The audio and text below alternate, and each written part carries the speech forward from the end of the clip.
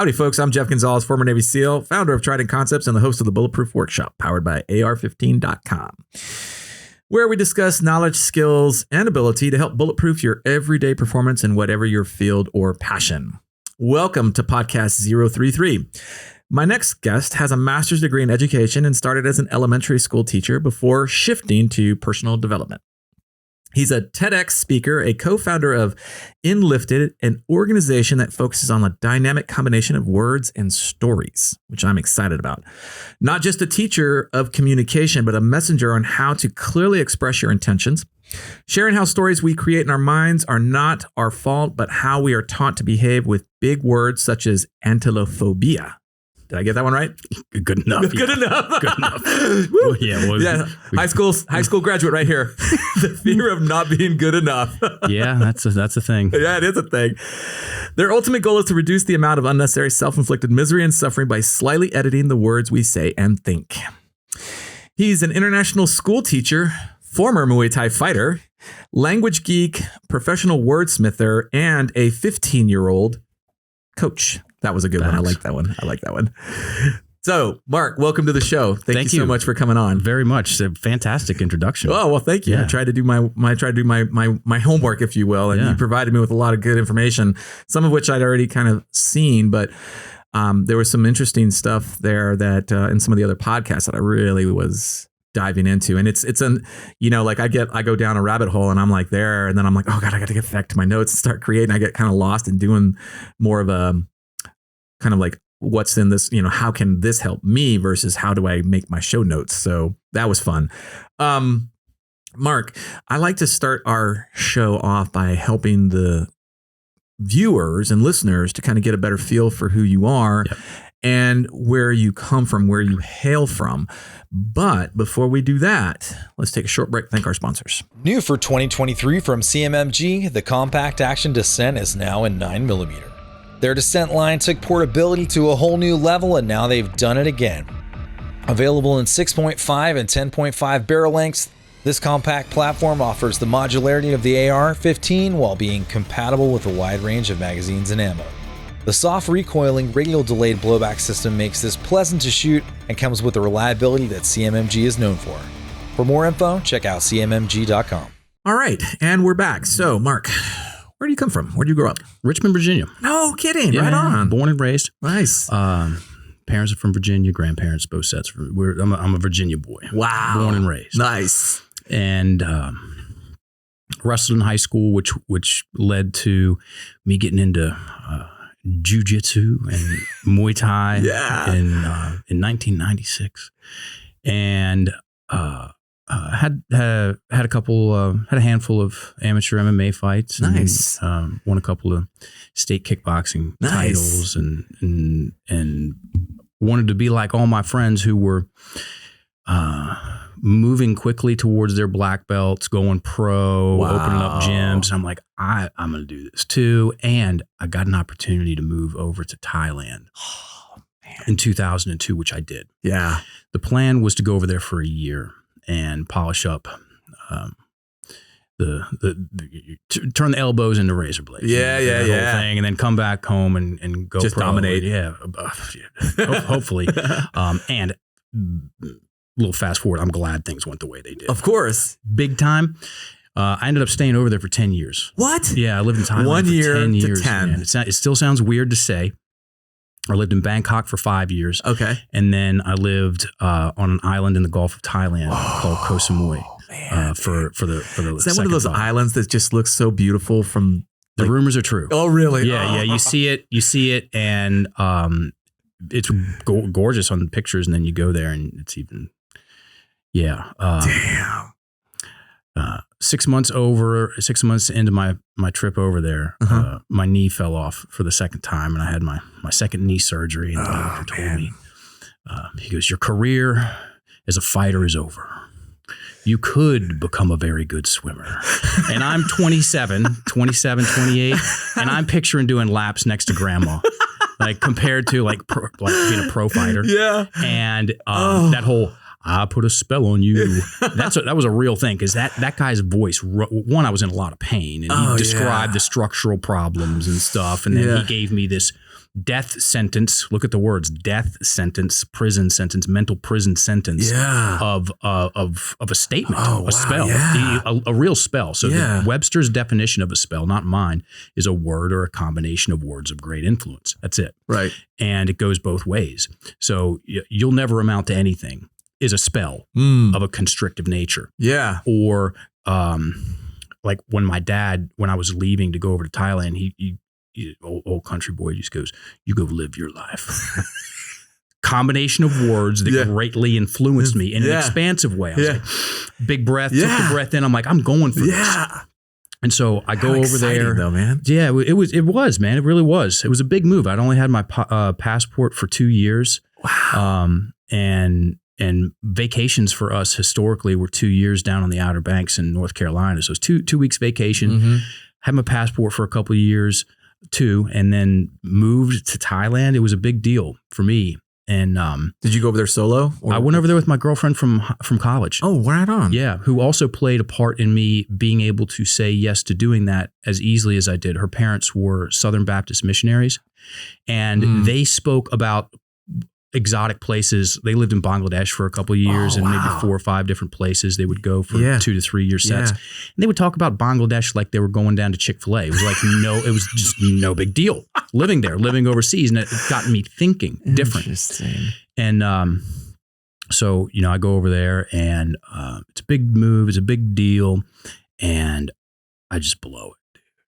I just blow this thing. Fall flat on my face. It was the biggest, boldest move I had made by an order of magnitude to date.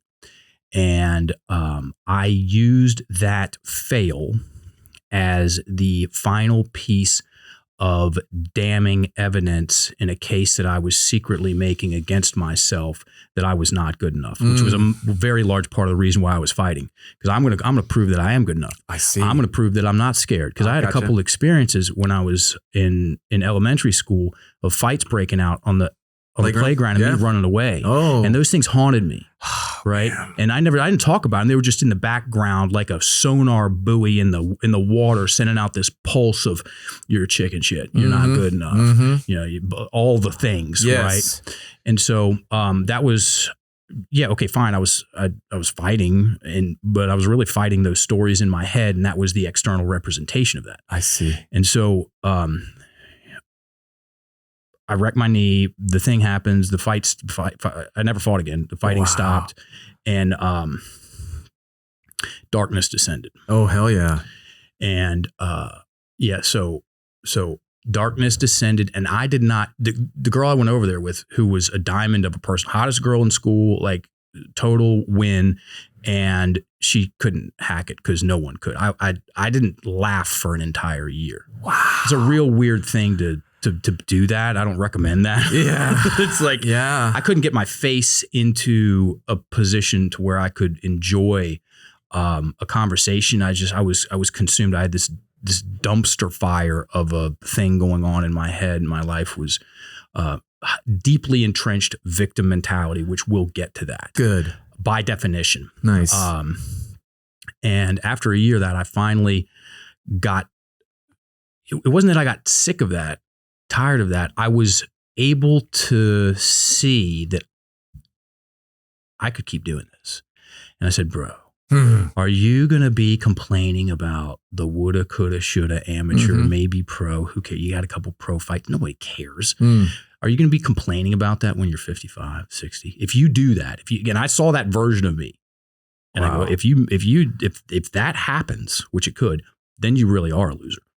And I go, I'll take anything but that. Nice. Right around the time that I said that, the vice principal of the international school I was working at, so I was an elementary school PE teacher for 5 years. Great gig. Nice. He came back from a resort on Samui where they do these detox programs, these cleansing programs. It's coconuts and organic juices, and you might get a salad one day, and you get these detox pills. You basically pay them to not eat. It's a great business model. And the place at the time was popping, bro. It really was. Paid them to not eat. I love it. Oh yeah. And people did. I did 5-6 fasts down there, week-long things. And there was, it was one of the most interesting places that I'd ever been as far as the scene is concerned. Cause it was, there was people from all economic stratas. There were people from all over the place, and all of that got erased in a sense when you walked in the door. And the conversations were really strange right off the bat. Like, how was your colema today? And people would just talk about their poops right, like as soon as you meet them, 5 minutes afterwards, or like they're bawling on the. I didn't grow up that way. Nothing to die. And people would have bawling about something on the yoga mat because something comes up because they're not eating and they're in this transformational space. So the conversations were just wild and different. And I felt better after going and doing that first one. So I was like, okay, I can participate differently this way. This works. So I went back. I kept going back. The third time. So how long were these like immersions? 7 days, and I usually did 10. So go down there and get settled. A day and a half on the front end, day and a half on the back end. And I mean, that teaching gig was great. I had 3 months paid vacation every year. So it's like, come on. Nice. The third time, and we're still in the conversation about how I got into this. Yeah. We're bringing it up to today. The third time down there, I went to a workshop, and I snickered at it when I heard the name. Emotional detoxification. It's like, hey, somebody's doing an emotional detox workshop tonight. I'm like, whatever. Detox. I went though. So glad I did. And this guy who ended up being my first mentor in this work, he talked about words and stories and identities. And then he asked, is anyone stuck on a story? There's about 30 people there, and this woman shot her hand up. And she told the story. He had her tell it 3 times. She told the story of it was a bad breakup. It was. The short story is that her and her friends got a house down at the beach for beach week. And then her boyfriend's friends got the house next door, and they're down there for a week, add alcohol, press play, and you have drama. And so he hooked up with her best friend in front of everybody the first night, and then dumped her in front of everybody the second night. Oh my God. Major record scratch. Oh my God. And 4 years later, she's still hung up on it. Oh my God. Yeah. Because that's how the stories work. Time does not apply to the emotional body. Interesting. Most people have some stories that, back from their childhood, they think about them or even get close to thinking about them, and it'll bring up that same emotional charge and feel. And she'd been chewing on this thing for 4 years, hadn't gotten in another relationship, so it was impeding her, retarding by definition. The word retard means to impede the development of it. It was retarding her ability to go into another relationship and things like that. And he had her tell the story 3 times. First time through, he didn't touch any of the words. And she's crying and angry. Second time through, he started to make some adjustments, and you could see a change in how the story was structured and how it was influencing her. And now she's sad, no tears.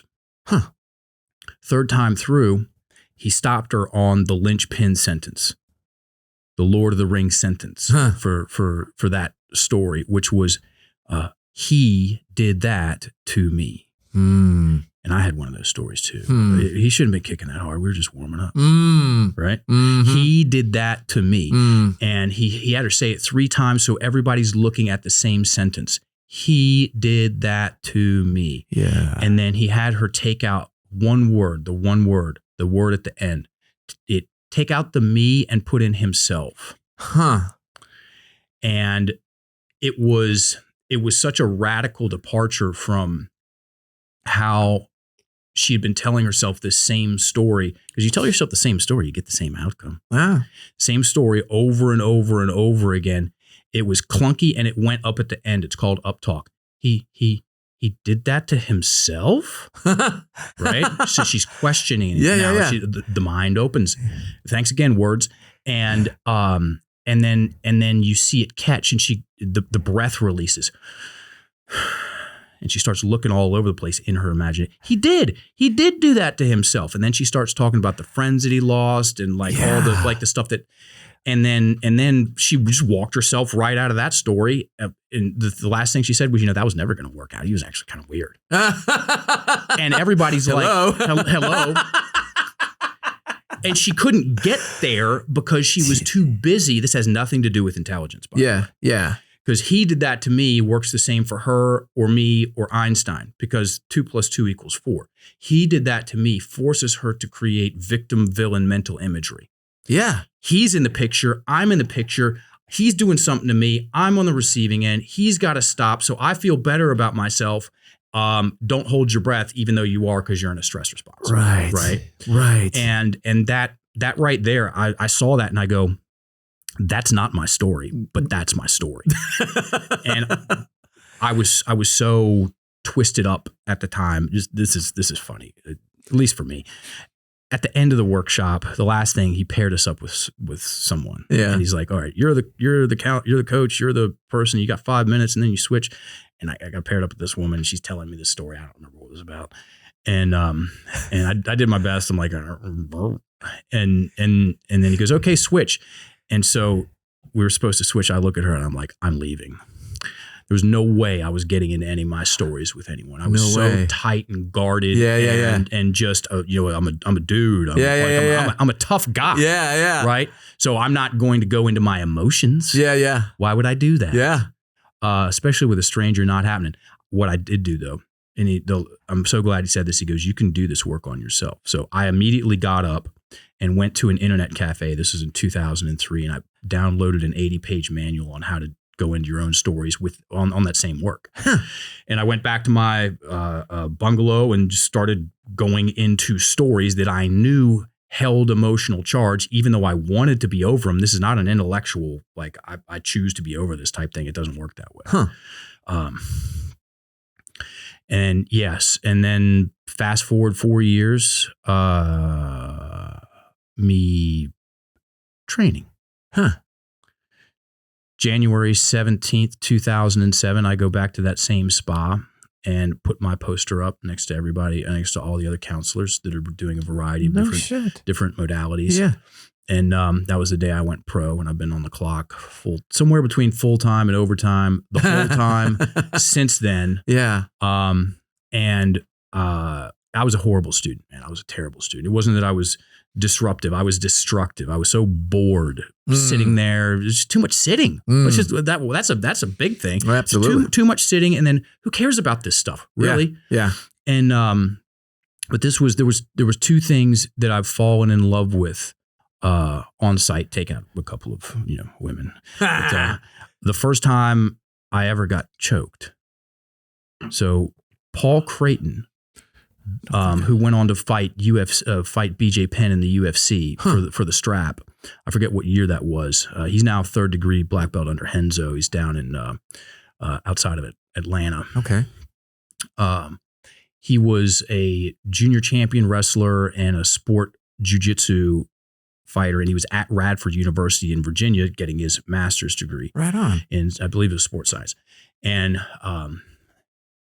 he was the PE teacher. We all had to, it was part of the, not elective, but whatever the opposite of elective. Or you had to take these classes. Okay. Right? And he goes, are there any wrestlers in the room? And I go, yeah, because I wrestled in high school. And he goes, we do Brazilian jiu-jitsu twice a week, Tuesday, Thursdays in the gymnasium. And I knew what that was because I got the first UFC in November 1993. Yeah. And dude, first fight, first round. Yeah. Yeah. There goes your teeth. Yeah. And I went in there and did the drills. And at the end, we rolled. And I went with this guy. If there's a more basic choke, like I had 6 years of rolling hard and competing and stuff. And then I got okay. Yeah. Right. Not now. My jiu-jitsu is a time capsule. And I do have a good story about getting my arm ripped out of socket. Oh, look at that. In 2018, which led to some really cool stuff professionally. No shit. Yeah. And one of those 10th Planet guys smoked a bunch of weed and then ripped my arm out of socket because I didn't know what I was doing. Oh, yeah. Because my jiu-jitsu is a time capsule, and those guys they're very innovative and like ridiculously innovative. Like, yeah. So crazy innovative. We can talk about that if you want to. It's a fun story. I'd love to, but it's a relevant story too, because this injury was the exact opposite of me getting injured the first time. The first time I jacked my knee up, I turned into a grown ass man baby. Yeah. That's a technical term. This medical term too. Yeah, completely different. Interesting. Do you think it was different because of the first experience and what you had learned since then? It was completely different because of the amount of work I have done dismantling my victim mentality. Right. Which is it's as simple as anything else. It's as simple as a Lego set. When you know how to play the game. Interesting. When you know that there's a game to play and you know what the building blocks of your stories are, which are words. Yeah. So on the mindset thing, and we'll get back to the most basic choke. Yeah. Mindset's talked about a lot. Great. Let's keep doing that.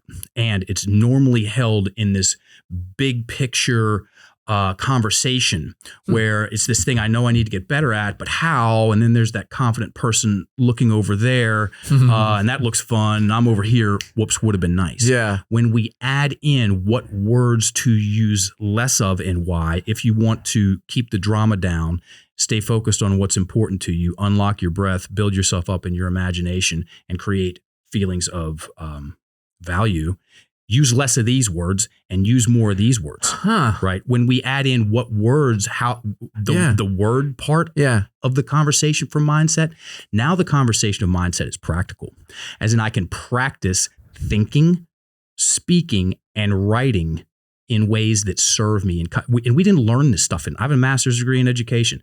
I came up in the public schools. I didn't have any course, class, or conversation on either sides of those fences about how my language influences me for better and for worse. It's all regular spelling, grammar, and definitions. Yeah. Our language, there's a game to play.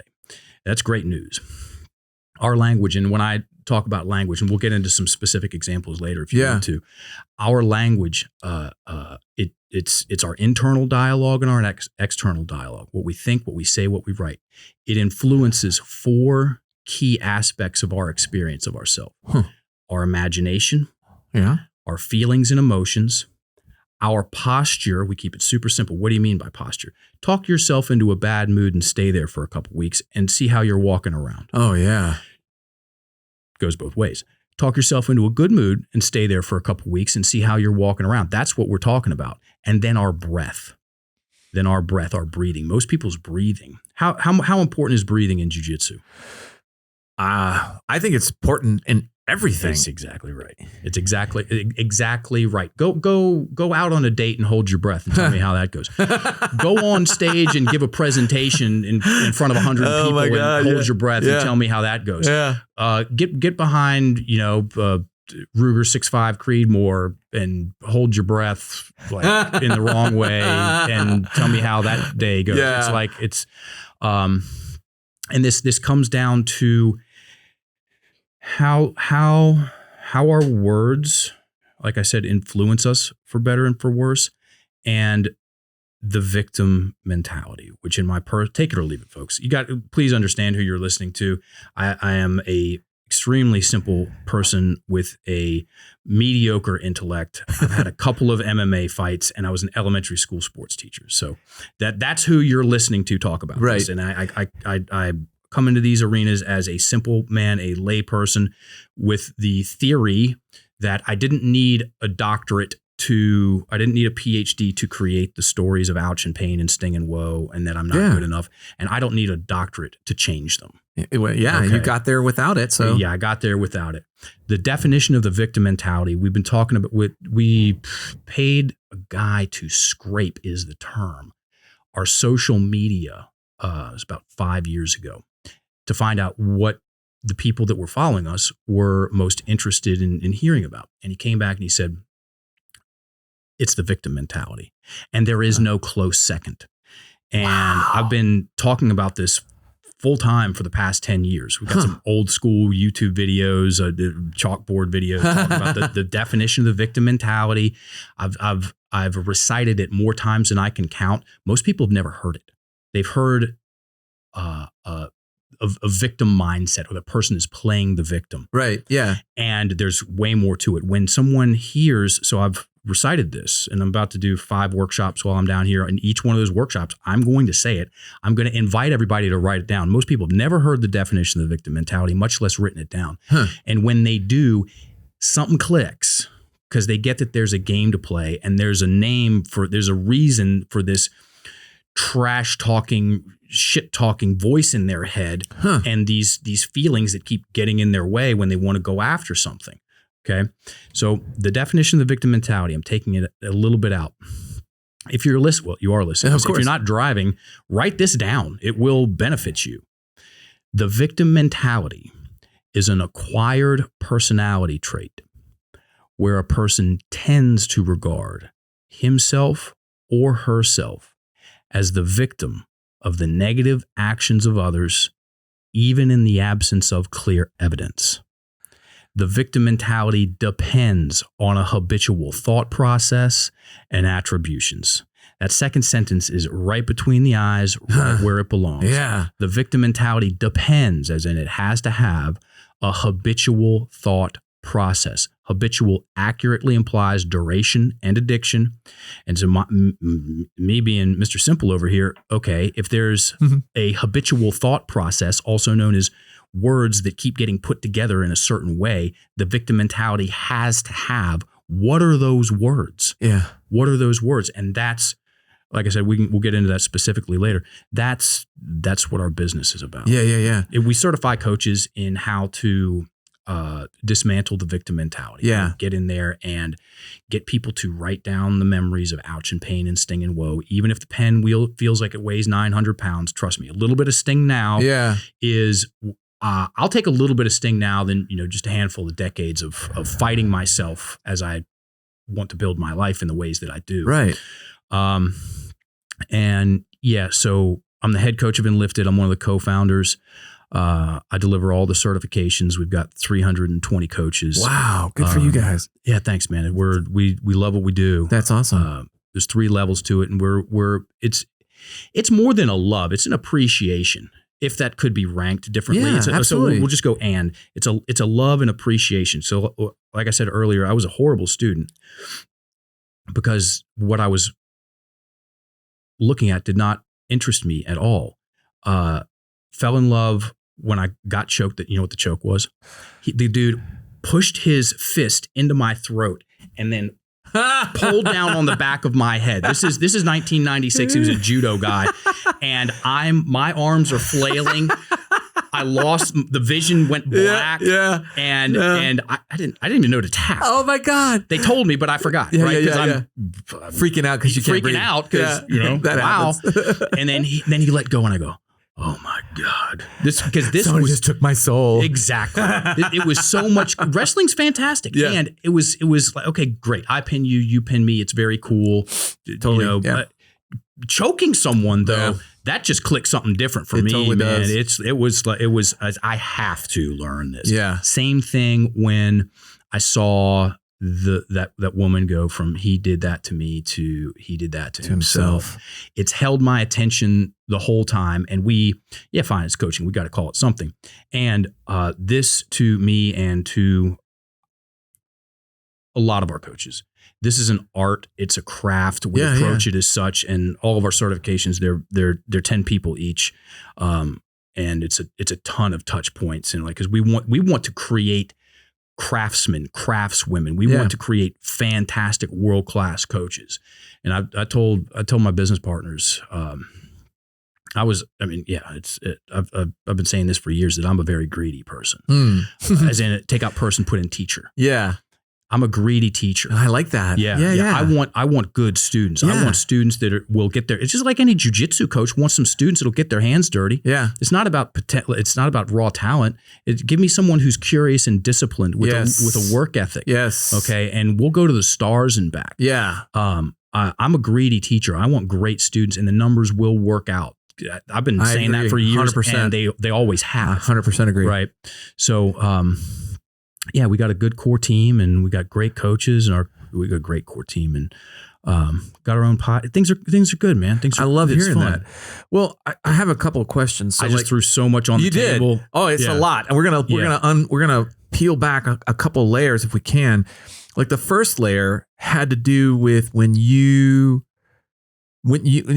sitting there listening to that lady talk about the boyfriend, and he did that to me, transitioning to he did that to himself, and you were thinking the guy that kicked you, he did that to me, but he did that to himself. Was that the watershed moment, that exact moment that you all of a sudden were like, wait a minute, there's something bigger here? That was the moment that I knew I had some say in the story. Yes. Because my language was majorly working against me. In what way though? Like it was like, give me an example so people can kind of wrap their head around it. I didn't know I had a choice in how I put my words together. I was just going with the first story that shows up in my head. Of course it's true. Oh, yeah. Of course it's true. It's my own voice in my own head. Of course I got it right the first time. They're the problem. He's the one who did that to me. Yeah, I'm innocent over here. Yeah. And that was the first, 'cause most people's language is working against them, unbeknownst to them. This is an education issue. Most people's language tricks them into being innocent bystanders in their own story. NPCs. Yeah. Tricks them into being spectators in the stands, which is, if we really go there, it's existentially terrifying. It's the spell of separation of I'm impotent in my life. And I mean, talk about stress. Yeah. Talk about stress. For sure. And then, it just gets worse from there. So when that happened, how did you change the word? What were the words that you changed to kind of get you going in the right direction? The first story that I went into was the story of a guy taking putting me in a knee bar, and cranking it hard, from the side, and which I had already had one knee surgery on my left knee, and it popped something on the opposite. It was some more meniscus stuff, and which I got. I'm sure I'm not the only one. Yeah, got online, and I'm reading all these blogs and stories and forums about what people's life is like at 50 years old when they have a lot of their meniscus missing. And, oh man, I'm 46 now. And here's the great news. The body is quite amazing. Oh, hell yeah. Okay. It can do all kinds of stuff. Absolutely. And I am in no pain now, where at 27, after, I was in a lot of pain. I was in a lot of pain. Anyway, I wrote down that story. Most people do not write down the stories of ouch and pain and sting and woe. There is a tremendous difference between a story kept in the head and a story written down. Here's the whole, I don't need a PhD to change the story. Yeah. Okay, of course, there's people need psychiatrists, psychologists, and medicate, all these things. And I am telling myself a story right now. And I'm also telling myself a story about that thing that happened back then. And most people have not written down those stories of ouch and pain and sting and woe. A story kept in the head, oddly enough, takes up a tremendous amount of space. It's extremely disorganized compared to once it's written down. Where does it start? Where does it stop? There's the worst part again, ouch. Yeah. A story kept in the head, the pictures are up close and personal. The story is still in me. I'm still in the story. It's subjective. It's personal. And very likely it's inducing a stress response or sympathetic nervous system response. And it keeps the breath trapped in the chest. This is the mechanics of story. Yeah. We're not about the why. Yeah. We're about the how. Yeah. Because there's a difference between why am I talking myself out of opportunity and how am I talking myself out? I want to know difference. How I'm doing. Yeah, that's way more productive. How about jujitsu? Why do I keep getting my ass whipped? versus how do I keep getting my ass whipped? Yes. You get the how, you can break that thing down into its components Why and change is so things. victimish? It's blown out. It's way open to conjecture, and it's very hard to get a practical answer, as in an answer that creates behavior change. Yes, totally. Yeah. And when the breath is trapped in the chest, the picture is in your face. Yeah. Wherever you go, there you are. And it forces the reticular activating system, which is an important part of this conversation, the RAS. Anyone into personal professional development, you don't gots to do anything, and you gots to know about the reticular activating system. It's a lens. It's the lens that you see things through, and it's quite powerful. Most people you bought a car, you start driving that car, you start seeing that car everywhere, right? Yes. That's the reticular activating system. My car got stolen in 2018, and I called my dad and I go, Dad, my ride got stolen in Richmond. And I go, I need the farm truck. Yeah. So I go out to the farm and I get one of his prized possessions. Mint condition, 1985 Ford F-150. 2 tones of brown. We call it brown and browner. I could see it. Oh, yeah. And I drive brown and browner into Richmond. And in 24 hours, I'm seeing 1985-ish Ford F-150s all over the place. That's thinking, hilarious. where are these things coming from? They were always there. It's just the reticular activating system. Once it gets programmed to, it goes on. Once something gets deemed as important, and it can go for better and for worse. Yeah. The reticular activating system goes on a search and edit function. So once something gets deemed as important, and it's completely impartial, it will go looking for more of that thing while editing out anything that's not that. In this particular case, it was 1985 Ford F-150s. That's what I was looking for. That's what I was finding. And then it was editing out. I didn't remember seeing any green Beetles, blue vans, nothing. That's hilarious. And this, it's called inattentional blindness. And the most famous study. Inattentional blindness. I know, right? So cool. You think about the words like, that the most famous study that I know of is called the invisible gorilla study. Have you heard of this? Yes. Yeah. Yes. I love that one. That's what that is. That's the reticular activating system. That's such a great, for those audience members that don't know what this was an amazing, it's wild, amazing, it's unbelievable study that was, and I encourage people, like, you can even watch it online. Correct. You can watch it on the original video online. Spoiler alert. It's okay, fine. And show this to someone who has it. Right. Freaky. Super freaky. These guys, they wrote a book about it. It's called The Invisible Gorilla in the late 90s. Drew Trapton and Chris Chabri, 2 guys, social psychologists. Yeah. They took 7 college students, dressed 3 of them up in white, 3 in black, and 1 in a gorilla costume. They gave the white team 2 basketballs, the black team 2 basketballs. And the video for 1 minute, which you can still see on YouTube, they're passing the basketballs back and forth to each other, and they asked everybody to count how many times the white team passes the basketballs, and so they direct their attention. The people that write the news know about this. Yeah, hell yeah, they do. Stage magicians know about this, and at the end they go, "How many times the white team passed the basket?" Correct answer is 15. Told you. Spoiler alert. And then here's the drum roll. Follow-up question. Did you happen to see the gorilla? 30 seconds into that 1 minute film, the college student in the gorilla costume walks into the middle of that frame, turns and looks at the camera, beats his chest, and walks out. It's so beyond obvious. It's comical. And half 50%, they've showed this to tens of thousands, 50% of people edit out something so seemingly obvious as a gorilla standing there looking at them because they're not looking at it, they're not expecting it. So the drum roll question is, does the reticular activating system only work for 1985 Ford F-150s, or you said Volkswagen wagons? Yeah, little convertibles. I can't remember what it was called. You've seen those things everywhere. Yeah. Or I don't know what they're called, but I see them and I know that's it. Yeah. Or kids, someone dressed up in a gorilla costume, or what I'm living right now is Doberman pinchers. Yeah. You said that. I stopped in Dallas. I drove down here from Virginia on Saturday, stopped in Dallas, hung out with one of our amongst many other things, great guy. One of our level 3 coaches, Coach Clint, Lord Clint. I bought him one of those established titles things. Nice. Yeah. Because I wanted to call him Lord Clint. That's hilarious. Yeah, it really is. And he lives in Dallas. I say, hey, give me your address, and this thing shows up. He's like, what? He framed it though. That's awesome. Yeah. And we went out and watched some fights. Aaron Blanchfield. Did you watch Aaron Blanchfield? I didn't. Tap. Yeah, I heard about it though. It Andrade. was quite the scene. Yeah, Dude, hearing about it. Yeah, she cinched that thing up. Super quick.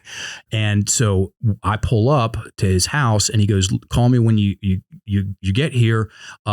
There's a process to meet Apollo."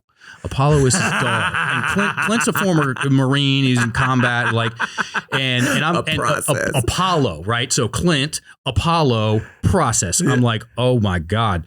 And so I get out of the car, I call him, and he, the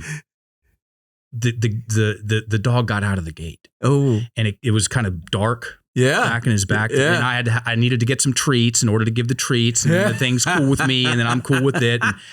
And the process failed. The process got messed up, and the dog got out, and it came around the corner, and all I see, it wasn't exactly a Doberman Pinscher, but in the dark it looked like that. It was like a German Shepherd, ish, something like that.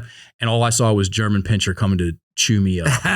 And all I did was I saw that for 2 seconds. Yeah. And now I'm seeing Doberman Pinschers all over the place. I saw two on my way to Barton Springs yesterday in the back in people's trucks, 2 different trucks with Doberman Pinschers. I'm on a walk this morning. Austin's weird. It's for sure weird. Yeah. And I've never seen one before in my life, or I've never seen that I've seen one before in my life. There's a house next to the place I'm staying with a fake Doberman Pinscher sitting on the porch. Huh. So it's like a statue? Like a statue. No shit. So once our reticular activating systems get programmed to see stuff, they go on a search and edit mission. And so the question is our language influencing our reticular activating system? And the answer is absolutely yes. Interesting. 2 quick examples, for better and for worse, a tale of 2 stories. Okay. Because this woman came in, and she was I've told these 2 stories a lot, and I keep telling them because they do a good job of illustrating more of the conversation, what we're talking about. Because there's an outcome for us thinking there's no opportunity out there. Right.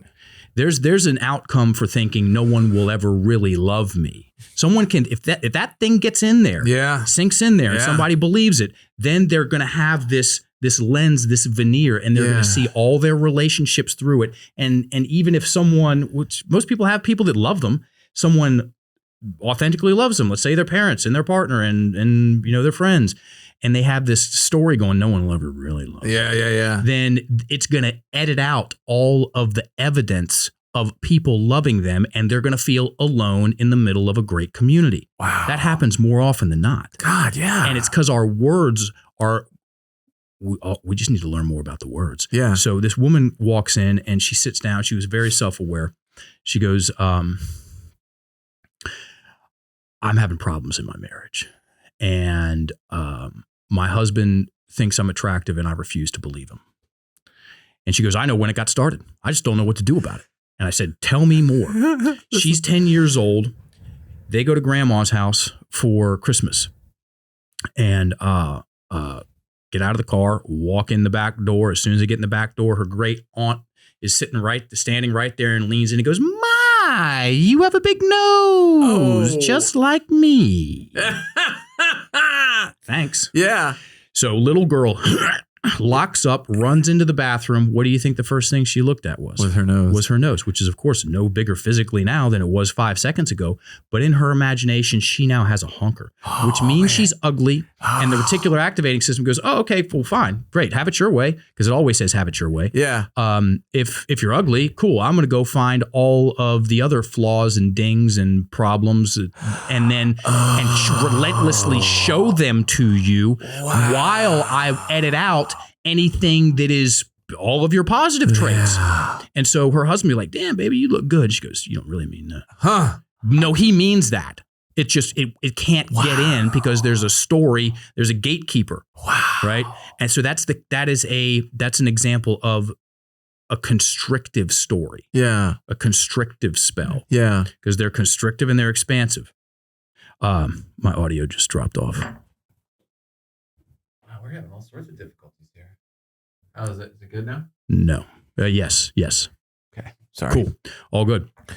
And so spells are they can be constrictive in nature or expansive in nature. Yeah. Here's a story of an expansive spell.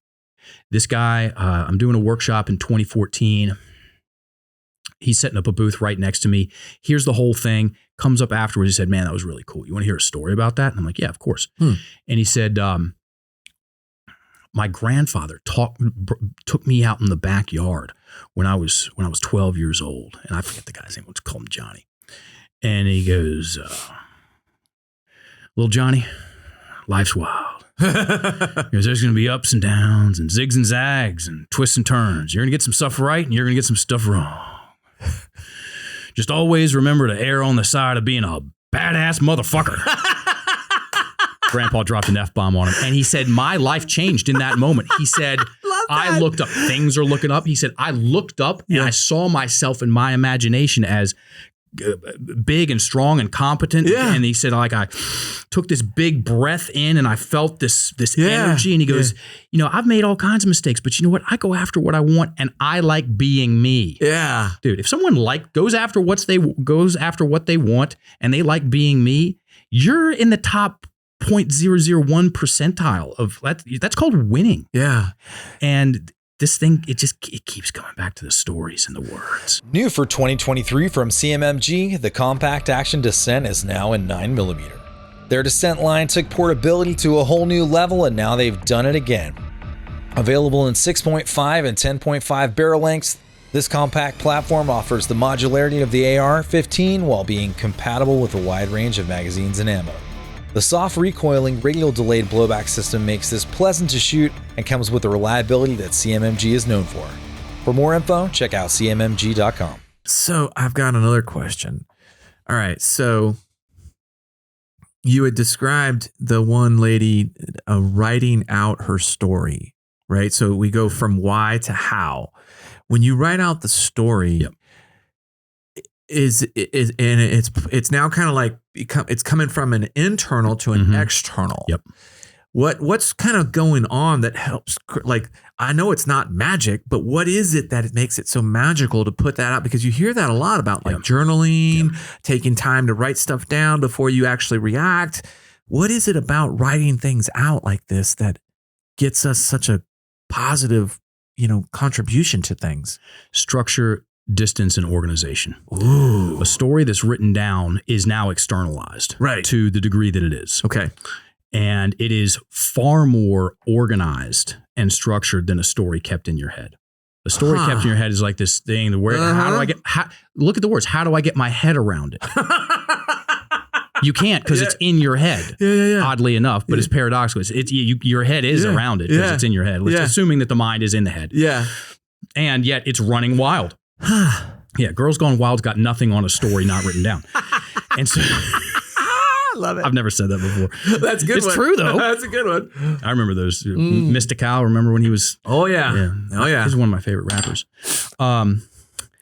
Once a story is written down, though, it has now got a beginning and an end definitively. There's the first word, there's the last word, and there's all the words in between. Yes. That right there is so much easier for someone to process and digest a story once it's written down, whether they're doing this on their own, because you can, or coaches. Yeah. So like I said, we have a podcast. It's all about coaching for coaches. It's all about the words. Yeah. That's our main line of almost exclusively our main revenue stream is the certifications.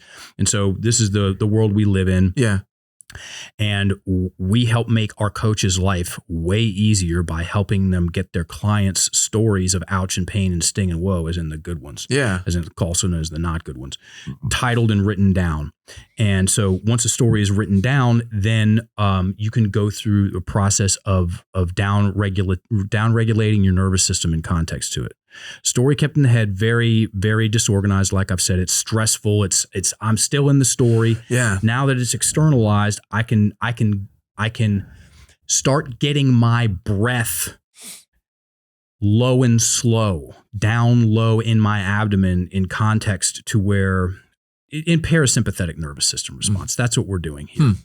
And there's 4 steps to this thing. This right here is simultaneously the crown jewel of the Enlifted coaching method and the Swiss Army tool. So we're open source with our coaching technology for a couple of reasons. It creates for us the good juju, the vibe.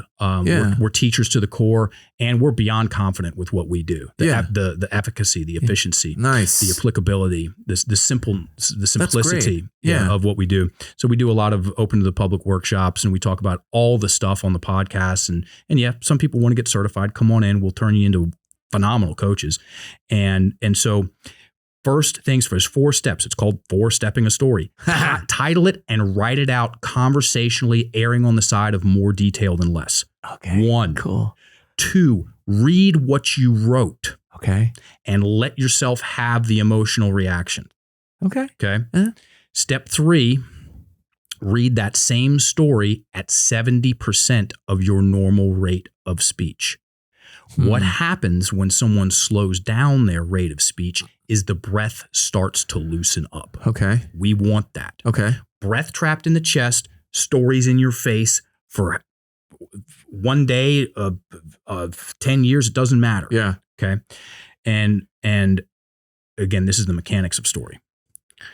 Step 4, at the end of each sentence, stop and take a big breath in. Interesting. Wim Hof would approve. Yeah. Yeah. And what happens is as the breath descends back down into the abdomen where it's supposed to reside most of the time, we're built to thrive in parasympathetic nervous system response most of the time. Yeah. Okay. Also known as breathing low and slow. Most people are not breathing low and slow. Most people are walking around with their breath trapped in the chest for a variety of reasons. One of them, in my personal and professional opinion, take it or leave it, remember who you're listening to, is that they've got all of their story hoarding. They've got their junk stories in their head, and they are doing things. Yeah. We got to get clear on that. Those stories that happened God knows how long, kept in your head, those are influencing your reticular activating system and how you see things. Yes. And as the story gets externalized, read, we allow ourselves to have the emotional reaction. It's normal. We're built to feel. And then we read it again slow, so the breath starts to loosen up. And then we read it again with a breath in between each sentence. The breath, as the breath descends, it's a mechanics. As the breath descends down, the picture moves out. And I change my perspective on my own. As a coach, that's heaven, because I now don't have to know what this person needs to think or cheer them up or motivate them. Interesting. Motivation's fantastic in comparison to insecurity and resignation and apathy. And it's a fart in the wind compared to discipline and curiosity. Right? Yes. And so, and education. So that's the game we play. And so when the picture comes out and they go from relentless participant of the story to the observer of the story, interesting. Everything changes. It creates space and it creates clarity. And that's what we do. We're there definitely not to know what someone needs to think and do and feel. That's their life. We're there to help them change their stories to create space and clarity. And when people have space and clarity, they tend to enjoy themselves more. Yeah. They tend to be more enjoyable to be around. Yeah. Because they're breathing better. Yeah. And they tend to smile more. Yeah. They tend to laugh more. And they tend to be able to stay focused on the things that are important to them and take some shots, pull some triggers, go after stuff, make some mistakes, get some things right. It's called life. It's and you also known as being in the arena. Yes. Being in the arena. Yeah. And to add a little more context to the story about 4-stepping, I've used that thing and it's exclusive to the Enlifted coaching, the Enlifted method, because I can tell you how it came about. It came about because of 3 people came in one week with machine gun mouth in 2009, 2010. And So I'll tell you, I've used 4-stepping stories from anywhere from procrastination, simple procrastination, to hardcore war crimes and torture and all kinds of stuff in between. We've got a number of veterans and Leos in our in our community. I've done a number of those stories. Yeah. A number of those stories. Yeah. A number. And it doesn't matter what the context is. It's because it's about the mechanics of the story. Has it been written down? Yeah. Until the thing's been written down, it's tough. It's tough. So it's interesting to hear that. So I've heard about this and I've used this in a couple different ways. Not the 4-stepping, but the actual getting it out. Yeah. And it was told to me that the reason to do that is to gain clarity. And I hadn't thought about it like, all right, clarity, whatever. I'm going to read it. Okay, whatever. But as I sit back and listen to the 4-step process, and then I kind of like watching you on the TEDx video, you're very deliberate about your delivery. Like your story that you're telling, it's like you're going through to the audience your 4-step method. Like I can literally see you speak about a subject, then you kind of change it just a tad bit, but you move at a slower pace. And then I can actually witness the breathing that you're doing. So you're literally living the 4-step method as you're on that TED Talk. And now it's kind of making more sense to me to watch it in real time. Like that was really cool. Now that I'm kind of connecting the dots. So when I have taken a moment, like, we've had some catastrophic events, and the first thing that happens is that you go into these seclusion areas and you're given a pen and paper, write down what you saw, write down everything that you saw. And I always thought it was to do like a report, like, okay, somebody's going to get blamed for this. So, I need to tell this report. I need to put it out there so that it doesn't look like I'm to blame. I never understood that the reason why they wanted us to do that was to kind of help start a cathartic process of getting over that traumatic experience. A teammate was killed or injured in training. Never gave that. Like I always looked at it from a bad, like, okay, like let me sidestep some of these things so that I don't look bad. Is how I always thought of those things. And now thinking back, I'm like, wow, because there was definitely some trauma that was carried around for a while because I didn't understand what that process meant. Like getting that out and putting that on paper was just the first step in trying to get it out. When the breath is added into the conversation of writing, journaling, to use a horribly overused word, it's a game changer. It really is. I like it. It really is, because the breath is, it's both the accelerator and the brakes, and most people aren't using it consciously. You can do all kinds of interesting things with your breathing. Oh yeah, totally. Obviously, I mean, the shout out to Wim Hof once again, and we're known as the language people. Okay, it's wonderful. It's great to be known for something. Yeah, hell yeah. Might as well, more accurate, we're the language and the breathing people. Okay, and push comes to shove, it's about the breath. I'm here to help people unlock their breathing. Yeah. Because they're going to make better choices. They're going to be you fill it in, father, husband, wife, business partner, athlete, when they're breathing well. And I didn't have, part of the reason that I ended my career, I did that to me. It's very relieving to say that, is that I was training hard while holding my breath in my chest the whole time. Of course, things are going to break. Of course, I'm not going to recover well. Of course, I'm going to need to pour alcohol on top of that, because if I can't train for whatever reason for a few days, I've got this edge that look at the words. If I don't work out, I go crazy. Yeah. They're serious. Yeah. Right. Because what is that doing? And most of our coaches are, well, not most, 50 to 60%, could say most, of our coaches are in the fitness industry. Yeah. We went on a podcast once upon a time called Barbell Shrugged. Oh, I love that part. Yeah. In 2017. Yeah. Nice. I flew from Thailand. No shit. I flew from Thailand Yeah. to Los Angeles to do Yeah. that show in person. I love that show. That was to use your phrase, that was a game changer in so many ways as far as like the fitness industry and the podcasting world. Totally. Big time. So Yeah. they had a rule. So Mike Bledsoe and, Yeah. and Doug Larson were Yeah. the Who was the other guys. guy? The third one that passed away. I can't remember his name. I'm sorry. Barbell Buddha. Yeah, Chris Moore. Yes. Yeah. I become friends with him. And then Yeah. like about a year later, he passed away. Yep. Can't believe I couldn't remember his name. I never met him. I'm going to on that. So I'm on this tour that Yeah, I'm on. This yeah. is the first thing that we're doing on the Woohoo! tour. Very cool. Yeah. It's known as the Texas Tirade because I've driven down here Yeah. doing this show. I'm doing the Shadow Work podcast tomorrow. I'm shooting AKs with Kyle Kingsbury tomorrow Nice. morning. Yes. San Antonio Wednesday night workshop at Sweat Equity. Nice. Workshop at CrossFit Central Burnett Yes, Road I saw that on Yeah. Thursday. Yeah. 2 workshops down in Houston on Sunday and Monday. Come back here. We're tight with the On It crew. Yeah. Yeah, Good and guys. Love those guys. Yes. They're Yeah. I'm doing a celebrating the wins training workshop for their coaches on Right Wednesday on. morning. Yeah. Cal Callahan of the Unlearn, I don't think I know him. the Great Unlearn, doing his show on Friday, and then also on the way out of here to bring up Chris Moore in Memphis. Yeah.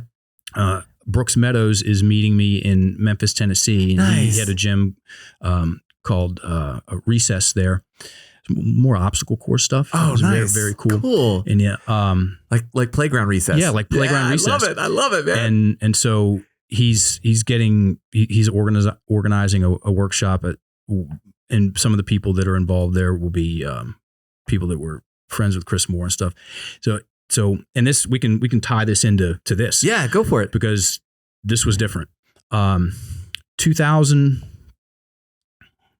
2016, October 2016, my business partner and I were on Koh Samui, and I wake up to this text. We've just gotten paid. Oh, nice. Capital letters. Oh, nice. We have $1,000 in the bank. And I wasn't surprised because I knew generally that like we're month to month. Yeah. And I didn't know it was that bad.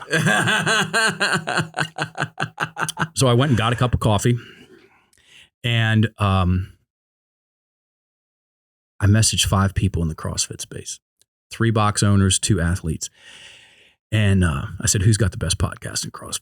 Yeah. I was like, I'm going for this because I'd done an on-ramp the summer before and then some classes in 2014. Nice. And I got in there and I'm like, these people are different. Yeah. They're pack animals. Yeah, absolutely. They're pack animals. They're adventurous. They're doing all kinds of crazy lifts and stuff I've never seen. Yeah. They have a work ethic and they want what they want. Nobody's pulling the lunk alarm, from Planet Fitness. And dude, That's a good one. have you ever met anybody that's pulled the lunk alarm? No, I don't think I have. I wouldn't. I'm a pretty nice person, the easy person to get along with. If someone ever, I wouldn't be friends with them. Oh, yeah. I just stopped the conversation right there. Side note. And so I asked them, who's got the best podcast in CrossFit? And they all come back and they say Barbell Shrugged. Mm-hmm. And Matt Walrath, who is a regional athlete, he circled back and goes, oh, by the way, Mike Bledsoe's heard of your work. Would you like an introduction? Oh, shit. Because I know a guy that knows a guy. And I'm like, Nice. yeah. And so 2 emails back and forth. We get on we're scheduled for January 20th, 2017 and at Paradiso CrossFit in Venice. And I walk in and Mike's the first person I meet, shake his hands. Immediately, I'm like, this guy's awesome. Doug, also awesome. Yeah. Kenny Kane from Oak Park CrossFit in Los Angeles. They interviewed, I did 2 of their shows. They had Barbell Business as well. Yeah. So we did the Barbell Shrugged in the morning and then Barbell Business in the evening. I didn't even know that. Yeah, Marcus Guerzi was the third man on there. And when that show dropped, when that Barbell Shrugged show dropped, we got introduced to the fitness industry through the best mouthpiece at the time. Absolutely. And we affiliated with them. We had we created 2 brands. one for the general audience. It's called Vocabulary. That's almost phased out. And now it's in Lifted, which is where the action's at. It's where the certification happens. And Mike and I became good friends. I was living in Venice. He was down in Encinitas, and we'd get together once a month. And I go, we were driving down to go to a landmark forum workshop. And I go, yo, dude, let's do a festival. I remember it very clearly. I like that sound of that. Let's do a festival. You know everybody, and I'm the mouth of the South. We can pull this off. And he goes, okay. And so we wake up the next day, and then we walk it back. We're like, let's do a couple workshops first. Smart. Yeah, right. Maybe a good call. And so he goes, okay, well, what about 2 weeks from now at my house? Yes. What are we going to do? We'll do story work, language work, and workouts, movement. Nice. And we ended up doing, what are we going to call it? Let's call it Flow Stated. Oh. We did 4 of those workshops. The biggest one that we did was at Travis Mash's gym. He's an Olympic, very high-level Olympic weightlifting coach, a real G in the game, down in North Carolina. And we did 4 of them. And the same thing happened every time. We would get people to pick up the pen and get the stuff that was taking up the most mental real estate in their head on paper, and we'd 4-step some things and play some language games, and then they would go into an X amount of minute workout. And inevitably, the same thing always happened because they had turned the volume down on this thing. They had more space and clarity and presence. I mean, how many people have injured themselves because they weren't paying attention or were half there during a lift or absolutely. Like it happens all the time. For sure. And people were going, my God, I'm quiet in my head. I'm here. It's just me in the bar. And that was fantastic. And some people PR'd, and it was like weird because they weren't feeling any stronger. There was just more of them there. Right? Yeah, weird, huh? Yeah. And so I go to my business partner. I go, hey man, let's make a course for the fitness industry. Yeah. Let's take the language tech, the story tech, and focus it on the fitness industry, and make a course for them. And so we started talking about that. And so Mike and I go to a 10th Planet Jiu-Jitsu gym in March 2018. Okay. We go in there and we take 2 classes, and then we stay afterwards and roll. And the guy was probably a purple belt. And we were going back and forth and stuff. And I still don't know what he got me at. It was just, all I know is it was weird, and I thought I could get out. Oh yeah, for sure. And so my elbow rips out of socket, like a good one. Yeah. And you like, there's a certain like crunching, Jurassic Park, how they do that? They just take celery and like there's a certain sound. Yeah. Tearing tendons and flesh and all that stuff. And I chipped some bone. And oh my God. And my elbow rips out of socket. Yikes. And the guy lets go, and he just looks at me like this. And I look at him, because remember, I turned into a grown-ass man baby for an entire year with my knee. Yeah. Right? Yeah. And I know something just happened. Yeah. And I look at him, and I look at my elbow, and I look back at him, and I look at my elbow, and I look up, and I see my calendar in my imagination. And I go, calendar? Yeah. I go, yeah, we're going to take that. I won't be doing that.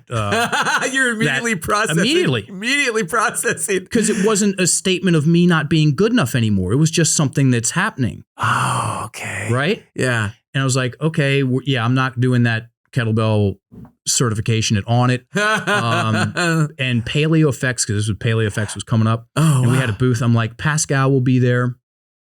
So she can help me run the booth. I really only need one arm for that because I can still write, and it's my left arm. And Mike, we got to go because I'm on the insurance, and I'm not, my arm's flopping around. I'm like, I'm not sure what this thing's going to do in 10 minutes. Yeah. So, and then I walk out the door and I start talking to him about a girl I think's hot. So it's completely different than me turning into the man baby. The man baby. Oh my which God. it was because sometimes we get to choose our check-ins with how we're doing, and sometimes we don't. And that was one of those things where I didn't get to choose. And I passed that test. I passed the test of not turning into a victim. Yeah. Okay. Negation acknowledged. And then, turns out I tore this thing off. I had a Tommy John. Oh, right. And so I call my business partner. Yeah. This thing I'm so glad it happened. He's in Thailand. I don't have insurance because we're still, Yeah. And he goes, hey man, come on over here. It'll be a quarter of the price. You can stay in our thing. I'm like, okay, great. He goes, we'll turn it into a work event. I'm like, Smart. Sure. Beautiful. So I go over there, and because I'm over there, we get all the work that we decided to do while I was there. And then we had some extra time and space. I'm like, hey man, we got to really talk about this. Yeah. A course for the fitness industry. Yeah.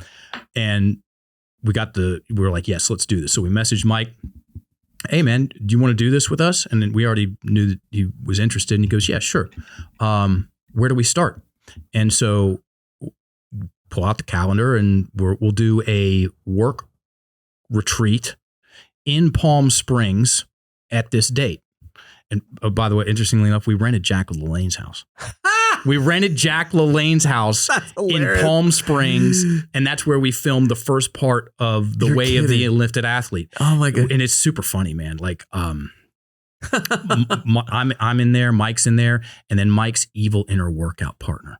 Call him Billy. Billy. You know, the guy, the trash talker. Oh, Come yeah, on, yeah. you little bitch. Yeah. You gotta prove them all wrong. Nobody's gonna say you. It's like, this is, and we dress him up, dude. We dress him up I'll send you the course. Okay, please. We dress him up in a bandana and glasses and like stupid shirts like my wiener's huge in Japan. And for real. It's like we're dropping F-bombs in that thing. And it's just, it's so good.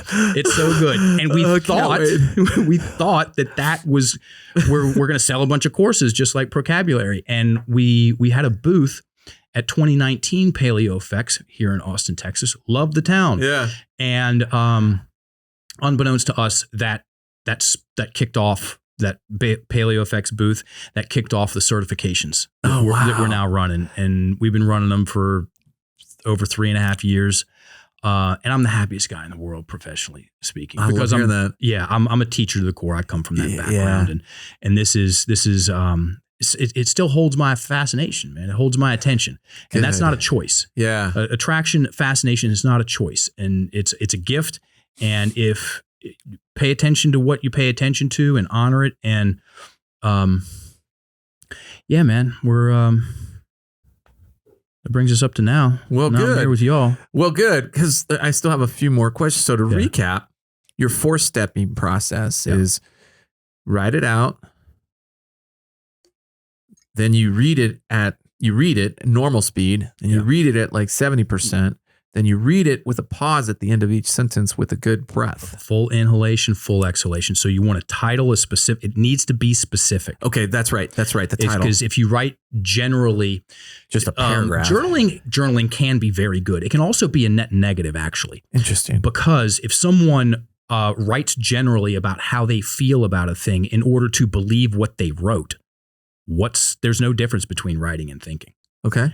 So if I write down what I wrote and allow myself to believe what's on that paper, what's changed? There's a difference between that and I'm getting the words on paper because I know I'm going to change the words. I got it. It's a rough draft, and I'm going for a third draft. Most people don't even have a draft to hand in. Because these spooky stories of ouch and pain and sting and woe and terror don't ever want to come out. Exactly, because that's their preferred environment, and there's friction involved, also known as feelings and emotions, and people are doing their damnedest not to feel those things, even though they are bumping up into those things. Yeah. So step 1, title it, write it down, conversational. Just like it's going in a book. Full sentences, punctuation, erring on the side of more detail than less. Okay. Step 2, read the damn thing. Yeah. And allow yourself to feel the feelings. The devil is in the details here. Okay. And the devil is the feelings and emotions and what the story means. It's not so much the story that gets us, it's the meaning that we assign to the story that gets us. So it's not so much the divorce that happened when we were 9. Yeah. It's what that meant to us. It meant that I'll never have a strong foundation, or I've got to take care of everybody, or I can't trust men, or my mom cheated and therefore all women are bad. There's a meaning there. Yeah. And that will come out. Yeah. When when we create an environment for it to come out. Yeah. Title it, write it out conversationally. Step 2, read it regular speed, let it happen. Step 3, slow down your rate of speech by 30%. It's the magic number. Why is it the magic number? I don't know. It doesn't matter. But it sounds good. Yeah, and we've tried all different cues, and that's the one that nails it. Nice. 70% of your normal rate of speech. When someone slows down their rate of speech, the breath loosens up. Yeah. And then from there, at the end of each sentence, stop yourself and do that. Full inhalation, full exhalation. The exhale is the exit. Yeah. And watch what happens. The picture is going to move out. It's going to move away. It's so crazy. It's weird. It's wild. Well, it's so funny because like whenever it's free, folks. Yeah, that's true. Like a couple things too, but one thing talking about breathing, like it's always been an integral part without me appreciating how integral it was. Yeah. And literally at the beginning of the podcast, right before we started, welcome to the podcast. That's kind of like how I lead into everything. And I never thought about, because what it does is it gives me space in my brain. Mm-hmm. I just, try to have I always reference it as a calming breath, but better way to reference that is that it's given me space. Yeah. It's creating space that I can read kind of like how are things going with our introduction? What's the dynamic going? I have the space in my brain to take these little cues that help me to then kind of drive the conversation in a certain direction. I never thought of it like that. But what I wanted to get back to, I just realized that, and I wanted to bring that up to you. I'm not sure if you saw that, but that was something that like Kevin can attest to that. Basically at the start of every podcast, before I start, I like move to the side of the mic and then I start. So now that we've gotten this story out, now that we've read it at a reduced speed, now that we've integrated some breathing into it, do we go in and look at the words? Is that what happens next? Yes, if you know to do that. Okay. Yeah. The 4-step process in and of itself is going to create space and clarity. Yeah. When you go in there and start changing words, yes, then you're creating the 4-step. It does create cognitive shifts, and you're facilitating cognitive shifts on purpose. Yeah. Let me say this about taking that breath and space and clarity. Please. And you can look this up. Daniel Goleman, I believe it was in the 1990s, he wrote a book, either that or early 2000s, called Emotional Intelligence, and he coined a term called amygdala hijack. And when someone's breath is trapped in the chest, or they're in a stress response, they're in amygdala hijack. What happens when someone's in amygdala hijack? They have tunnel vision. Yes. Right? They have tunnel vision. Their listening skills tank. Yeah. They lose access to their creative faculties. We have a saying that good luck changing your client's mind while their breath is trapped in their chest.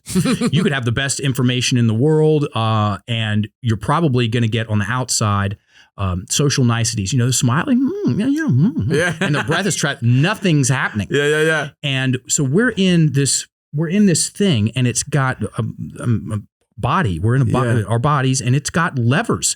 It's got pedals. Yeah. It's got turn signals. It's got all these things. And when you learn to play with those, then you drive the bus better. Yeah. And talking about space and clarity, here's an example that you all can go out and experience today. Go out and run wind sprints. Okay. Go out and run. Okay. Go out and run wind sprints and tell me how much access you have to your peripheral vision. Yeah. You got none. Yeah. It's the tunnel vision. Yeah. So the faster I'm going in and out a little bit. All good. Check. That sounds better. The faster the story goes, the harder it is to change. Because we're fixated on the thing. Yeah. I see that. Right? Yeah. When we slow down the story, the easier it is to get space and clarity and change. Yeah. So go run some wind sprints and then the next day go on a slow stroll. Yeah, take in everything around Exactly. You slow down your rate of speech. When go on a slow walk and watch what happens. You can see everything. Yeah. And it's the same thing with our story. The faster someone, so where did the 4-step story come from? Machine gun mouth. Yeah. and we'll get to the words here in a second, because this dovetails perfectly back into the definition of the victim mentality. Yeah. That last sentence, habitual thought processes. There's 3 pillars in the Enlifted method of 3 pillars of conflict language that force people to create the victim mentality in its 31 flavors. Baskin-Robbins got nothing on the victim mentality, whether someone wants to or not, right? Yeah. So,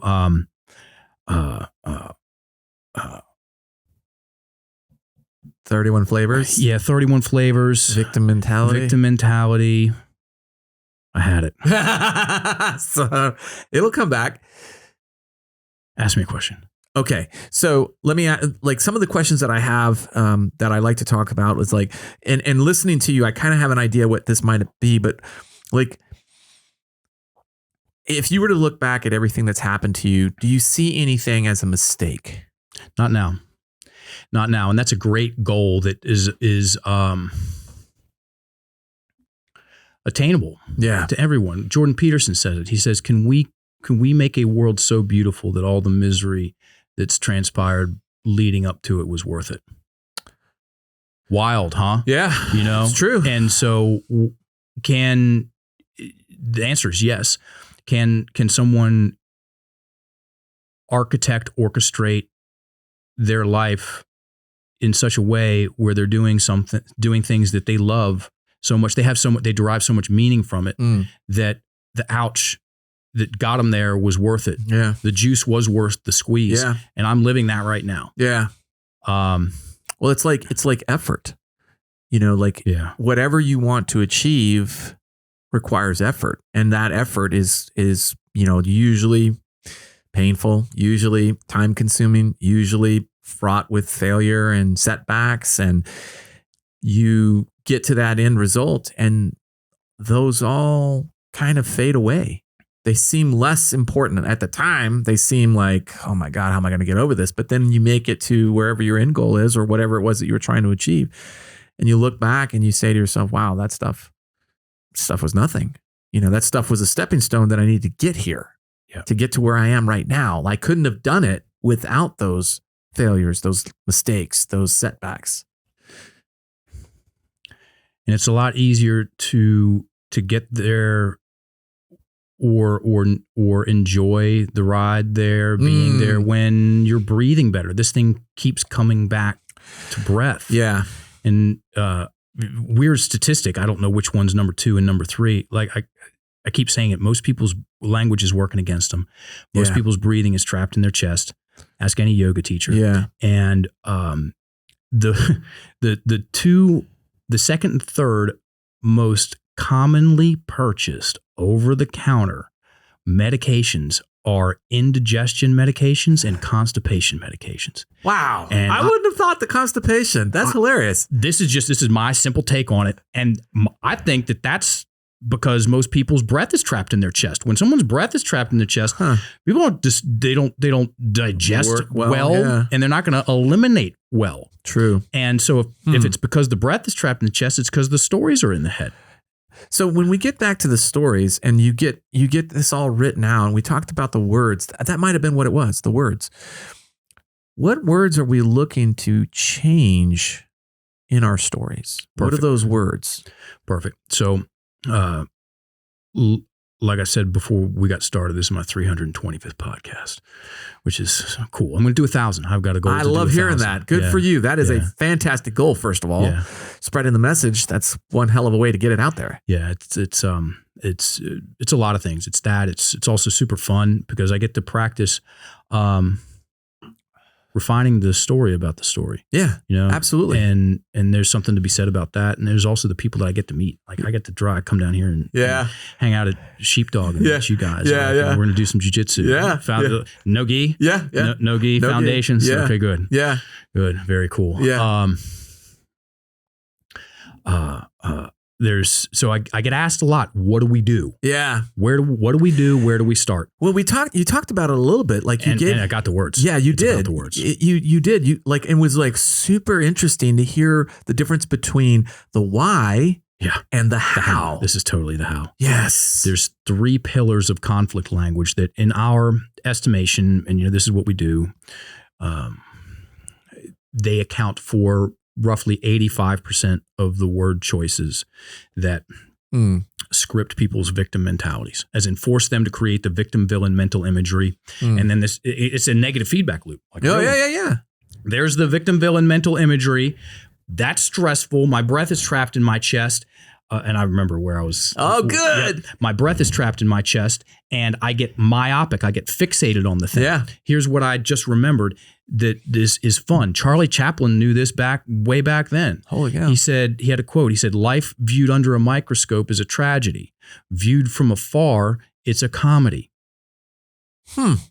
Breath trapped in the chest, microscope. I'm staring at something. Yes. Breath down, low and slow, parasympathetic nervous system response. Everything zooms out and stuff gets way funnier. Yeah. Right. So there's a language pattern. Look at. I'll do this again. The definition of the victim mentality. If you didn't write this down last time, do it again.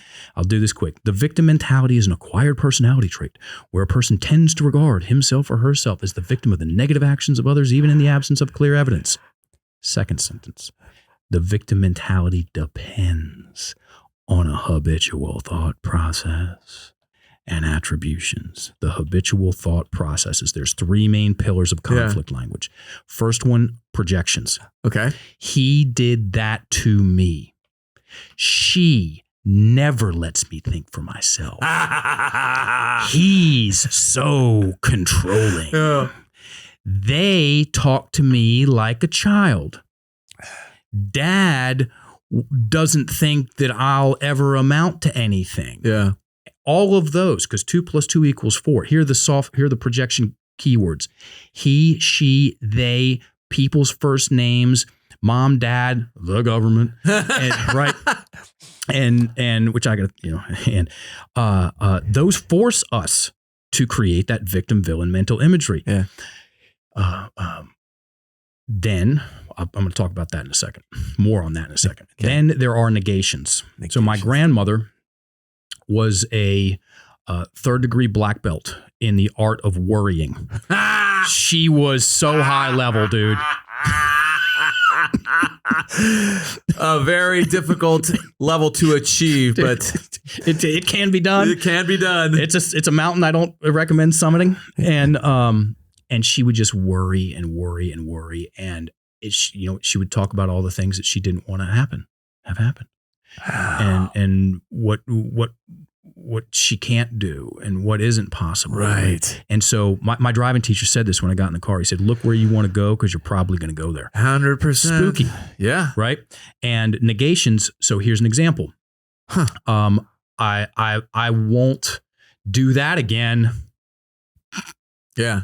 That sentence forces me to stare at me doing that again. Yeah. Even though if I want to change that behavior. Yeah. Okay. And I'm a big fan of knowing where you don't want to go. Okay. That's great. And the name of this game is hear what comes out of your mouth. Okay. Hear what's in between your ears. See what comes out of your pen or on your keyboard or your text and be aware. Most people, when they get their head around this game, they want to speak more in the affirmative. So another, I'm not going to spend all my money this month. There's a picture of me spending all my money this month. Here's a story that puts a lot of what we've talked about in play, and it's a quick story. I got hired to do a training for a sales team up in Calgary in 2013, and I went up there, did the workshop, stayed after, and did one-on-one sessions. And I was working with this young man, maybe 23, 22 years old, something like that. We're in the same room, 2 chairs facing each other. And he's struggling at work and he's upset about it. And this is what he said, and this is what he did. Mark, I can't keep focusing on my past. This is a true story, folks. This is a true story. For those of y'all that are listening, I just turned around and looked behind me because that's what that dude did. I'm where you are looking at me, and I'm like, I go, dude, you just turned around and looked behind you, right? And he goes, what? And I go, yeah, what'd you see? Yeah. And he had to stop and think about it. That's hilarious. I saw myself all alone and on the couch. Huh. That's 2. Remember the 4 things? Our language influences our imagination, our feelings and emotions, our posture, our physical body. That wasn't a micro movement. That was a macro movement, and our breath. So his language, I can't keep focusing on my past, okay? Forced him, that was the sentence, can't, negation, forced him to turn around and look behind him. So there's his body. He created a picture of him all alone and on the couch. He was angry and scared, and his breath was trapped in the chest, and that all happened at the same time. Wow. And I handed him a pen, and I go, cool. And what can you start doing? Because look, I can't keep focusing on my past. If that's what you can't keep doing, what can you start doing? Yeah. And he had to think about it. And he remember the up talk. He goes, focus on my future more. And I go, yes. Now say it in a full sentence. Yeah. And it took him a little bit to get his breath out of his chest. Remember, the stress was like, I can focus on my future more. And then he starts talking himself into it. I can focus on my future more. And me being Dr. Rocket Science over here, I'm like, okay, here's a pen. What can you do? And he identified 3 things. There was a mentorship program at work. Nice. 2 books he knew he needed to read, and then go to the monthly mixers with the guys that were knocking it out of the park. Yeah. He wrote me 9 months later and said, I did those things and I moved out of my house. I've got my own apartment and I'm making money. Words, folks. And then there's soft talk. So we've got projections. Yep. There's negations. Soft talk. Negations. Soft talk. Can't, won't, isn't, not, shouldn't. This is all the stuff we put in those courses. So projections, and so people ask me, where do we start? The answer is soft talk. Okay. Because it's the gateway drug to the rest of your language, and it's super easy to practice. Projections, that's where the bitterness comes from. People have a white knuckle grip on those stories. Yeah, they do. And that takes a little bit more elbow grease to get out. So what? Who cares? And then negations. I'm not going to spend all my money this month. Well, if that's what I'm not going to do, what am I going to do? Yeah. I'm going to say blah, blah. And so sometimes it can be a little bit more mechanical. Okay. Valuable as it is. Yeah. And then there's soft talk. Okay. There's soft talk. This is the easiest place to start, and there's something fun and funny about it, and people feel it right off the bat. So, have you ever had someone say, like at a party or something like that, I think I might want to come take a jujitsu class someday?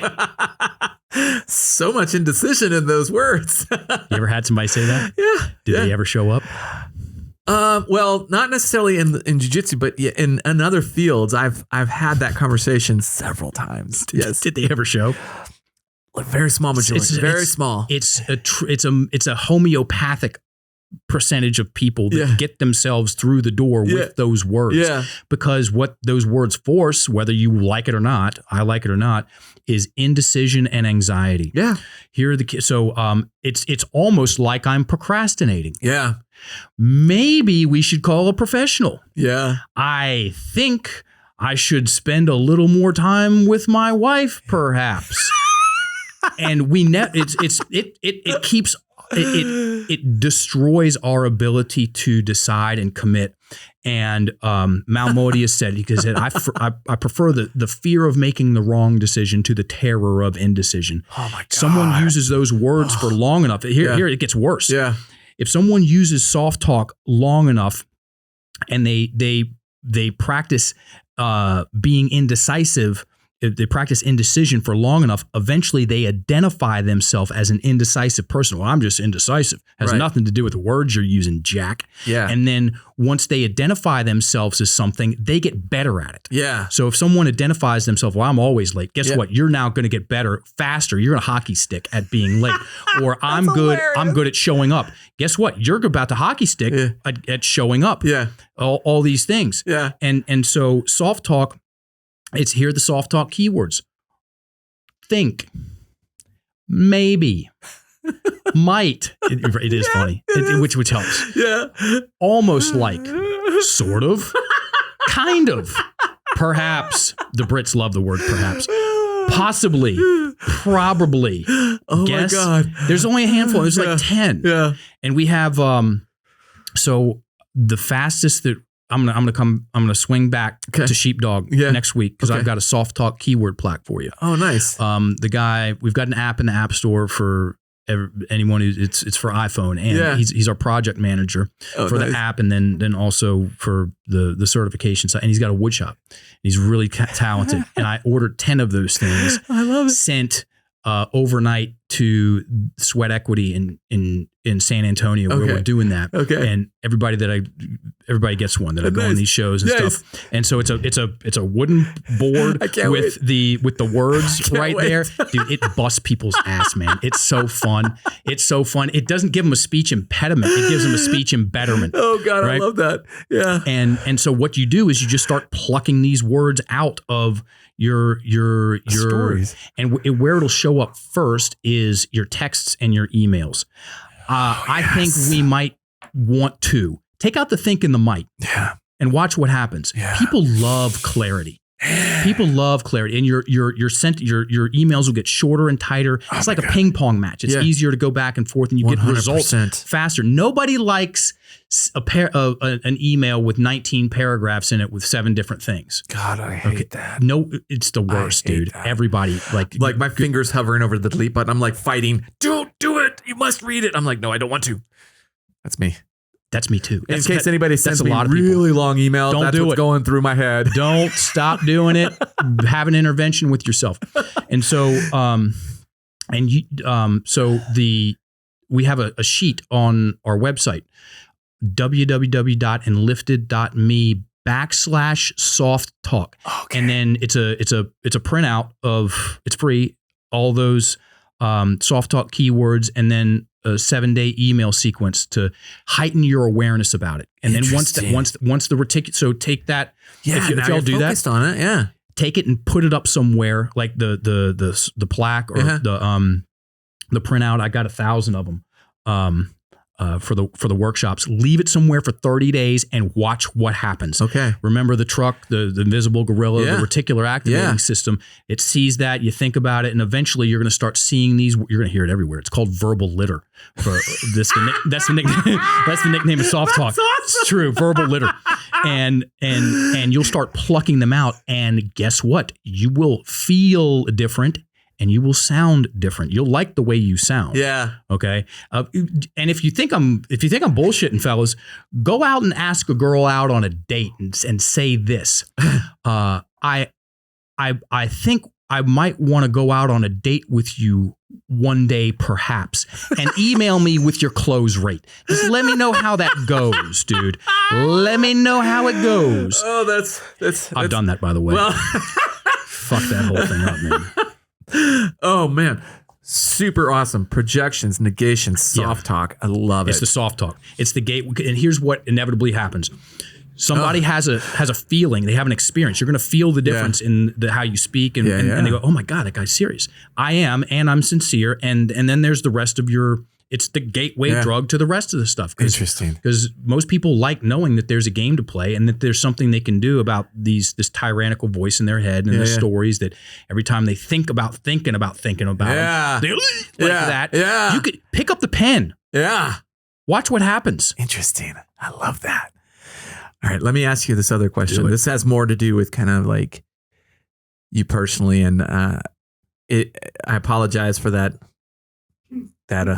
noise in the background. Yeah. That's one of our friends. Good. He just arrived in his helicopter. Shane, you ruined our show. I've heard about this guy. You ruined our show. Again. Matt Boudreau. Yeah. Matt Boudreau. Yeah. Shane. Yeah. All right. He's how I got here, by the way. Shout out to you. I love Matt Boudreau. Man, dude. I swear we had such a great time. That one was a hurtful one because that was personal for me.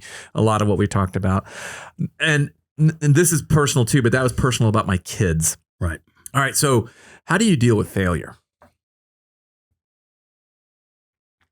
Make sure I'm breathing. First things first. Okay. Make sure I'm breathing. And allow myself to have the feels. Okay. Okay. So instead of avoiding the feelings of being a failure, the fuck Mistakes, up, the whole thing, things like that. Let that happen. Okay. Let that happen and breathe. So the negative feelings are not a problem.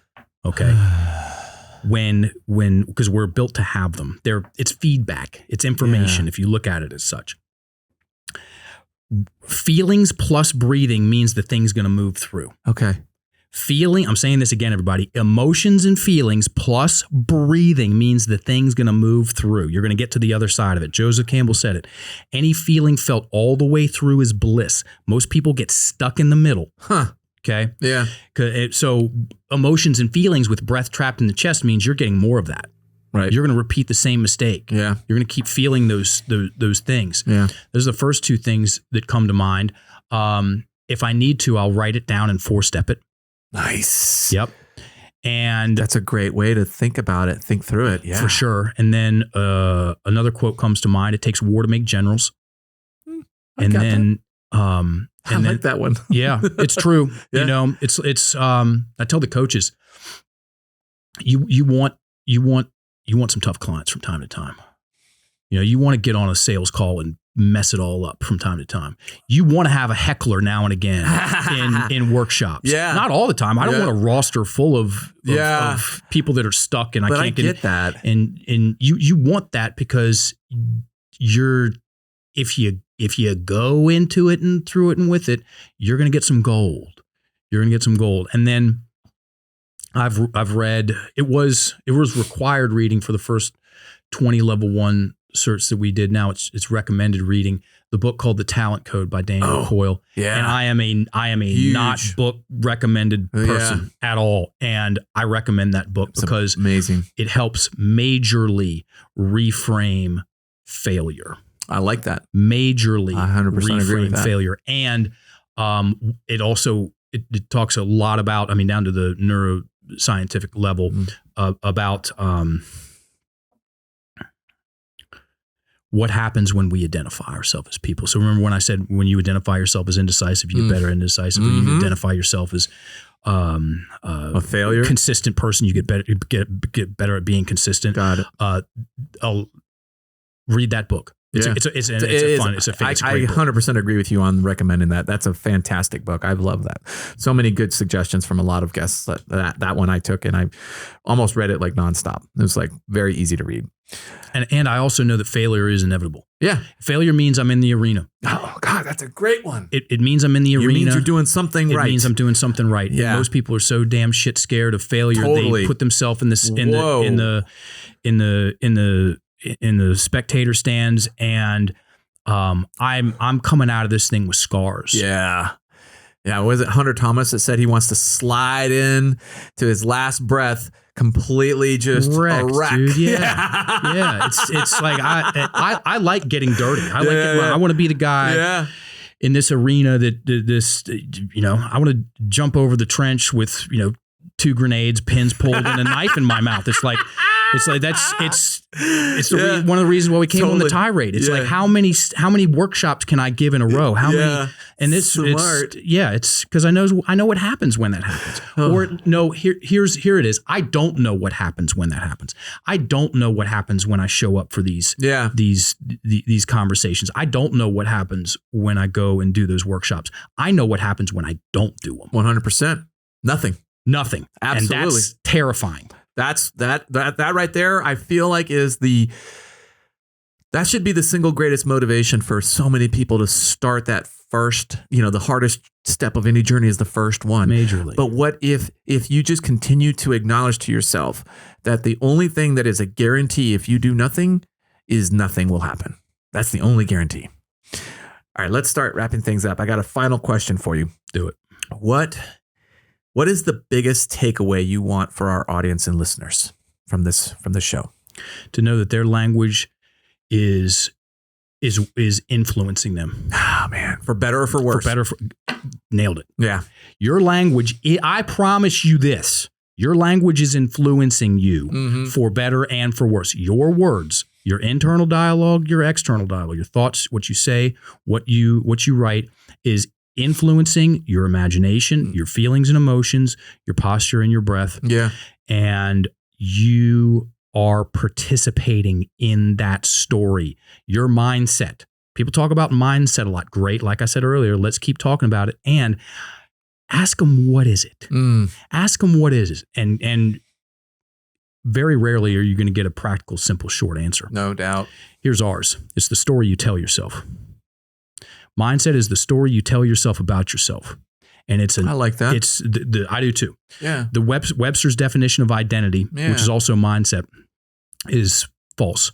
And I debunked it on stage at TEDx. So the Webster's current definition of identity is the fact of being who or what a person is. Okay.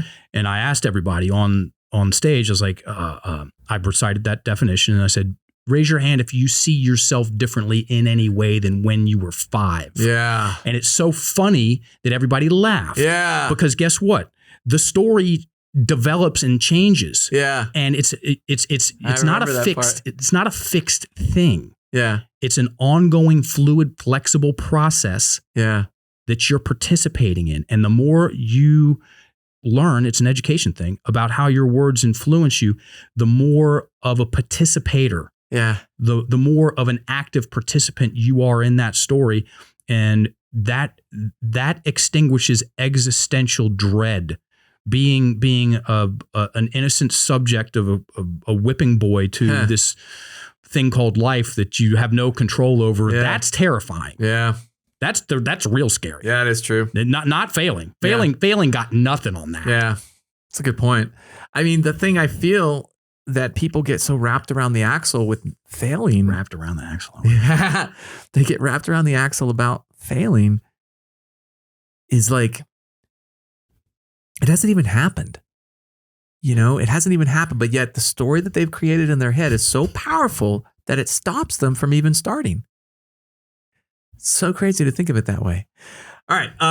Where can people learn more about you and Lifted and all the other stuff that you guys got going on? This podcast is not going to be out in time for the Texas Triad that you have going on right now, but where can I just realized that I was like, let's promote it. But I really appreciate that. Yeah. We've got a website, www.enlifted.me. That's about our certifications. We have a podcast, Getting Lifted Podcast. It's all about the words and stories with a focus on implementation, coaching. And, if someone's got some kids, you're a coach. Right? Yeah. You're helping them develop. Yeah. I'm not a coach. Guess what? Still you. And on Parent, a side note, AKA coach, for sure.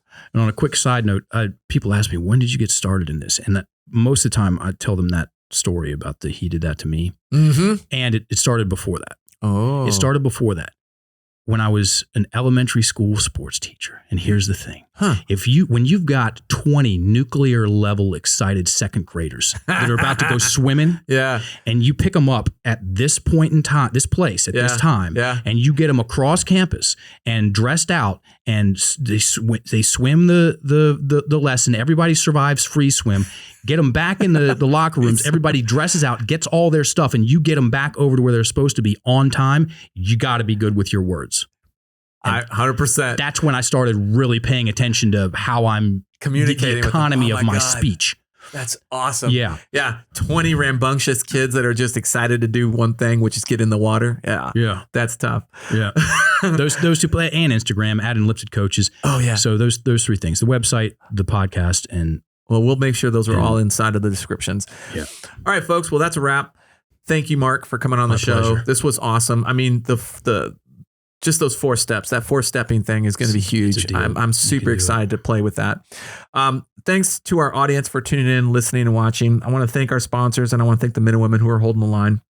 You can check out all our previous podcasts by visiting bulletproofworkshop.com. Learn more about me and training opportunities by visiting tridentconcepts.com. Until then, I'm Jeff Gonzalez. You're listening to the Bulletproof Workshop podcast. Stay safe or be dangerous.